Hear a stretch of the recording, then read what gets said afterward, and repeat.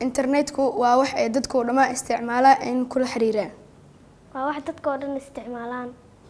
internet waa wax ay bulshada isku madadaaliyaan. waa korontii fiilan iska xiriiraan.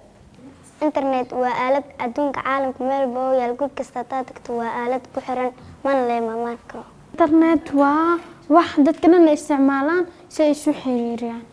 waxa aan caruurta soo weydiinay su'aal oo ah waa maxay internet qaarna way ka jawaabeen qaarna way isku dayeen haddaba maxaa ay tahay jawaabtaas oo kooban internetku waa aalad adduunka u furan oo la isku dhaafsado cilmiga wararka ganacsiga iyo wixii la mid ah saaxiibka Ilyas maanta duubno TikTok duubno ay duub ay jarmta deesh ciyaarta dhac bacda dhac dhac dhac bacda wala kamri tan soo galsan isduun TikTok alla waxan TikTok نحلا ور TikTok العالي هلا فلو لسينا لا يا لسينا لعق دالك هلا برب ساحة هاي كانوا يسدوين هاي ليش عيارت دع بعد دع saaxiibada YouTube channel la rabo inaan furto maxay u talleed inaan ku bilaabo Alansaar beauty salon iyo cunto karin maxay u talleed Alansaar kula talinahay heeso kale Alansaar hay YouTube channel ma furteen أنا كورمي لي فرا.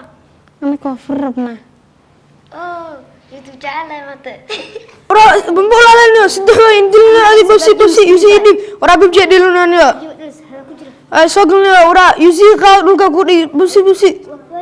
أي بنقول على إنه هذا كمان سوق باب أو دارا ما تقوله. ورا بيجي يدلنا إنه. بس أنا باب أو دارا هذه. يزيد أنا قلت إنه دل هذه. وخذ كذي.